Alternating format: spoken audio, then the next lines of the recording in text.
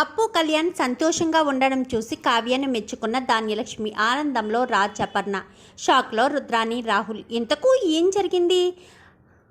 అప్పు కళ్యాణ్ సంతోషంగా ఉన్నారని ధాన్యలక్ష్మికి ఎలా తెలుసు? మరి ఇదంతా కావ్య చేసిందని కావ్యాన్ని మెచ్చుకోవడం ఏంటి? అసలేం జరిగిందనేది వీడియోలో చూసి తెలుసుకునేద్దాం. మొత్తం మీరు చూసుకున్నట్లయితే ఇంకా రాజ్ వెళ్ళినా కానీ రాకపోవడంతో అప్పుయే మార్చేసిందని ధాన్యలక్ష్మి ఆ రకంగానే ఉంటుంది. చాలా తప్పుగా అర్థం చేసుకుంటున్నారుగా ఆంటీ. నిజంగా అప్పు మార్చేసే మనిషి అయితే కళ్యాణ్ని ఇక్కడికి తీసుకొచ్చే పూర్తిగా తన గ్రిప్లోనే పెట్టుకునేది కదా. ప్రతిసారి కూడా కళ్యాణ్కి మీకు గొడవ పెట్టి అప్పు పూర్తిగా కళ్యాణ్ని తన వైపే తిప్పుకునేది కదా. కానీ కళ్యాణి అప్పు అలా చేయలేదు కదా అండి. ఎక్కడున్నా కళ్యాణ్తో పాటు సంతోషంగా ఉండాలనుకుంది. మీ ఆలోచన ధోరణి చాలా తప్పుగా ఉంది. మీరు మా అత్త మాటలు వింటే పూర్తిగా మీరు ఇంట్లోంచి వెళ్ళిపోయే ప్రమాదం కూడా ఉంది. ప్రకాశం అంకుల్కి ఇప్పటికే మీ మీద చాలా కోపంగా ఉంది. ఇక మీదట కోపాన్ని పెంచుకునే ప్రయత్నం చేస్తే తర్వాత మీకే ప్రాబ్లం అని చెప్పి ఇంకా అక్కడి నుంచి అయితే స్వప్న వెళ్ళిపోతుంది. కరెక్ట్గా చెప్పావు స్వప్న అని చెప్పి ఇంకా అది ప్రకాశం అందరూ కూడా మాట్లాడి అక్కడి నుంచి వెళ్ళిపోతారు. ఇంకా ధాన్యలక్ష్మి తన గదికి వచ్చి ఆలోచిస్తూ ఉంటుంది.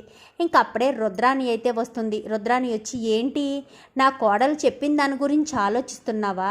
తన చెల్లెల గురించి కదా అలానే చెప్తుంది. మన గురించి మనం ఆలోచించుకోవాలి కదా ధాన్యలక్ష్మి. ఒకరు చెప్పిన దాన్ని బట్టి నువ్వు ఆలోచిస్తున్నావా ఏంటి? నేనేం చెప్తే దాన్నే గుడ్డిగా చేస్తున్నావా? నిజంగా అప్పు కళ్యాణ్ని మార్చింది కాబట్టే కదా నువ్వు రమ్మని చెప్పినా కానీ కళ్యాణ్ రాలేదు. ఒకవేళ మార్చకపోయి ఉంటే కళ్యాణ్ ఇక్కడికి వచ్చేసేవాడు కదా అని చెప్పి ఇంకా రుద్రాణి అయితే ధాన్యలక్ష్మిని రెచ్చగొట్టే ప్రయత్నాలు చేస్తూ ఉంటుంది. ఇంకా ఆ మాటలైతే కావ్య వింటుంది.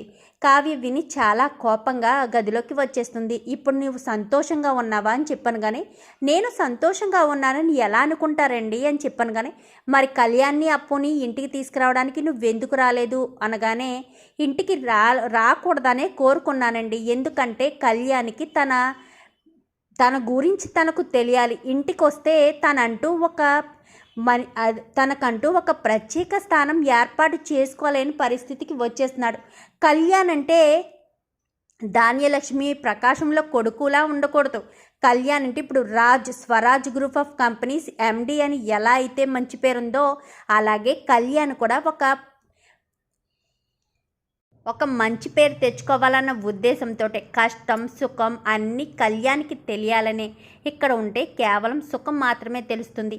ఆ కవితలు రాసుకుంటూనే ఉంటాడు. ₹1 సంపాదించడం తెలియదు. అలా ఉండడం వల్ల అందరూ మాటలే అంటారు. కానీ ఆ మాటలు కళ్యాణ్ని అనడం నాకు అస్సలు ఇష్టం లేదు.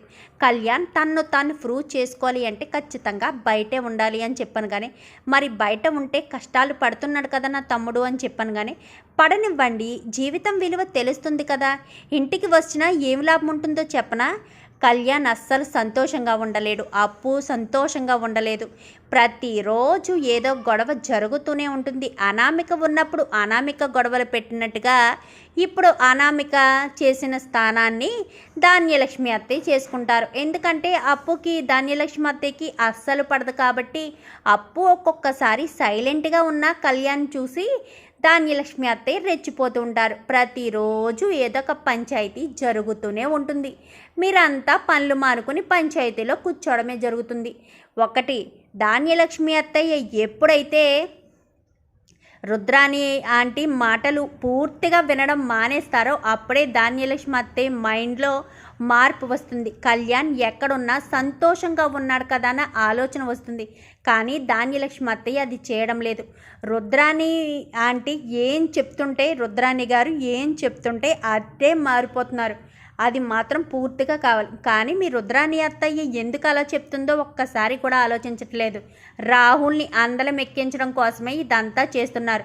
కళ్యాణ్ ఇంటికి వస్తే ఇంట్లో వాటాలు పెరిగిపోతాయని, తన కొడుకుకి వచ్చేది తన కొడుకుకి రాదన్న ఉద్దేశంతో మీ రుద్రాణి అత్త అలా చేస్తుందని ధాన్యలక్ష్మి అత్తయ్యకి ఎప్పుడు తెలుస్తుందో ఏంటో అని చెప్పి ఇంకా మాట్లాడుతూ ఉండగానే అదంతా కూడా ధాన్యలక్ష్మి వింటుంది. నిజమేనా? రుద్రాణి మాట్లాడేది కేవలం దాని గురించేనా? నన్ను రెచ్చగొట్టే ప్రయత్నం ఎందుకు చేస్తుంది? ఇంట్లో వాళ్ళంతా ఒక రకంగా ఉన్నారు, ధాన్యలక్ష్మి వేరే రకంగా ఉంది. కావాలని నన్ను రెచ్చగొడుతుందా? నా కొడుకును నా నుంచి దూరం చేసిందా?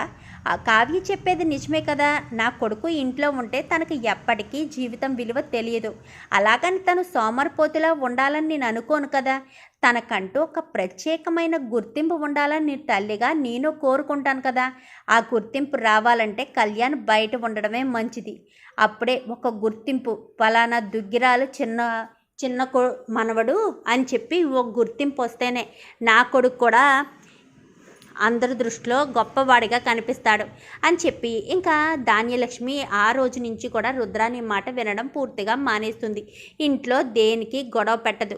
ఇంకా రాజుని ఆఫీస్కి వెళ్ళొద్దని చెప్పిన ధాన్యలక్ష్మి సీతారామయ్య గారి దగ్గరికి వెళ్ళి నన్ను క్షమించండి మామయ్య గారు, నేను చేసిన తప్పేంటో నాకు తెలిసింది. కళ్యాణ్ ఎప్పటికి వస్తే అప్పటికే రానివ్వండి.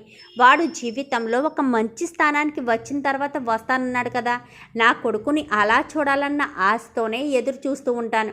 ఆ లోపు మన కంపెనీలు మన కుటుంబ గౌరవం ఎందుకు పోగొట్టాలి?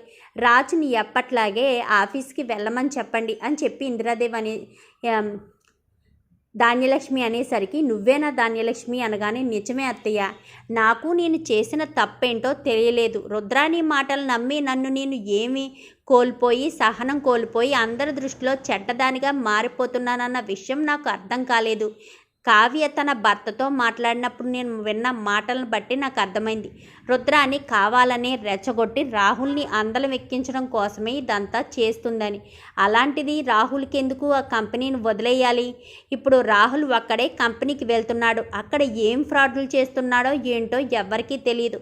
అందుకే రాజుని యథావిధిగా ఆఫీస్కి పంపించేయండి అని చెప్పనేసరికి, చాలా మంచి నిర్ణయం తీసుకున్నావు. కావ్య ఏం చేసినా కుటుంబం గురించే చేస్తుంది తప్ప తన స్వార్థం గురించి ఏం చేయదు ధాన్యలక్ష్మి.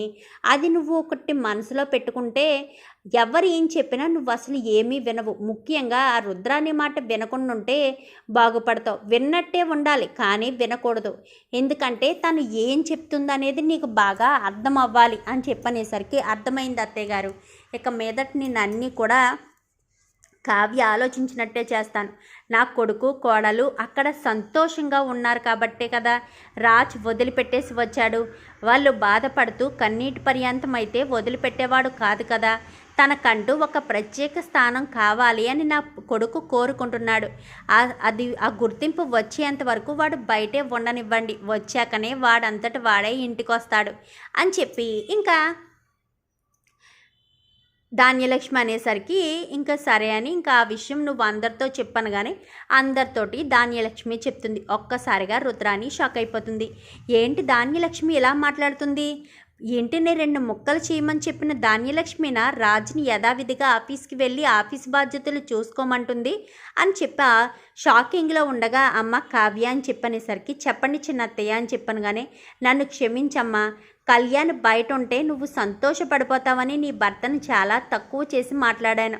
కానీ రాజ్ మాత్రం ఆఫీస్కి వెళ్ళకపోతే అక్కడ ఆఫీసులో ఎంతమంది గుంటనక్కలు రాజ్ ఆఫీస్కి రాకపోతే ఫ్రాడ్లు చేయడానికి ఎదురు చూస్తారో నాకు బాగా అర్థమైంది. నువ్వు కళ్యాణ్ అప్పుల సంతోషం కోసమే కదా నువ్వు ఇదంతా చేశావు. అందుకే నాకు చాలా సంతోషంగా ఉంది. కళ్యాణ్ అప్పు ఎక్కడున్నా సంతోషంగా ఉంటారు. ఈరోజు చెప్తున్నాను, అప్పుని నా కోడలుగా అంగీకరిస్తాను. కానీ వాళ్ళు ఎప్పుడు ఇంటికి వస్తారో అప్పుడే రానివ్వు. కళ్యాణ్కి ఒక మంచి గుర్తింపు వచ్చిన రోజునే కళ్యాణ్ ఇంటికి వస్తానన్నాడు కదా, అప్పటి వరకు ఎదురు చూస్తూనే ఉంటాను అని చెప్పనేసరికి, శభాష్ ధాన్యలక్ష్మి, భలే మాట అన్నావు. నువ్వు ఎదురు చూస్తూ ఉండు, నేను నా కొడుకు కోసం ఎదురు చూస్తూనే ఉంటాను అని చెప్పి ఇంకా ప్రకాశం అయితే అంటాడు. చాలా సంతోషపడిపోతారు. ఇంకా అదే మాట వెళ్ళి రాజ్ అయితే కళ్యాణ్ అప్పులకు చెప్తాడు. చెప్పేసరికి, నువ్వు చెప్పేది నిజమా అన్నయ్య అని చెప్పాను కానీ, నిజంగా నిజం. నిన్ను రమ్మని మీ అమ్మ పిలవలేదు. నువ్వు ఎప్పుడైతే నీకంటూ ఒక స్థానం ఉందని, ఒక గుర్తింపు వచ్చాక వస్తానన్నావు కదా, అప్పటి వరకు మీ అమ్మ ఎదురు చూస్తూనే ఉంది. అప్పుని తన కోడలుగా అంగీకరించినట్టు తన కోసం ఈ చీరలు ఇవి పంపించింది. తను ఇక్కడికి వస్తే మళ్ళీ తప్పుగా అర్థం చేసుకుంటావని మీ అమ్మే మీ చేతులారా పంపించిందని చెప్పనేసరికి నాకు నిజంగా నమ్మబుద్ధి కావట్లేదు అని చెప్పాను. కానీ ఇంక ఈలోపు ధాన్యలక్ష్మి అయితే అప్పు కళ్యాణ్కి ఫోన్ చేస్తుంది. అమ్మ అప్పు అని చెప్పనేసరికి చెప్పండి అత్తయ్య అనగానే, కళ్యాణ్ ఒక మంచి పొజిషన్కి వచ్చేంత వరకు మీరు కొన్ని కష్టాలు పడాలి, ఆ తర్వాతే ఇంటికి వచ్చేద్దరు అనగానే, సరే అత్తయ్య, కళ్యాణ్తో కవితో ఉంటే నేను ఎప్పటికీ సంతోషంగా ఉంటాను, నా సంతోషం ఎప్పటికీ దూరం కాదు అనగానే, కళ్యాణ్ని బాగా అర్థం చేసుకున్న దానివి నువ్వేనమ్మా. మీ అక్క చెల్లెళ్ళు అర్థం చేసుకున్నట్టు నా కొడుకుని నేను కూడా అర్థం చేసుకోలేదు అని చెప్పి ఇంకా ధాన్యలక్ష్మి అయితే ఇటు కావ్యను అటు అప్పుని కూడా మెచ్చుకుంటుంది. రుద్రాని అంతా ప్లాన్ చేసి మొత్తం ఆఫీస్ మొత్తం నుల్లేద్దాం అనుకున్న రుద్రానికైతే ధాన్యలక్ష్మి నిర్ణయం ఒక షాకింగ్గా అనిపించేసరికి ధాన్యలక్ష్మి రుద్రాని షాక్ అయిపోతుంది. చూద్దాం రాబోయే ఎపిసోడ్స్లో ఏం జరుగుతుందో. వీడియో నచ్చితే లైక్ చేయండి, ఛానల్ని సబ్స్క్రైబ్ చేసుకోండి, పక్కనే ఉన్న బెల్ సింబల్లో ఆల్ పై క్లిక్ చేయండి. ఎలా చేయడం వల్ల అందరికంటే ముందుగా చూడవచ్చు.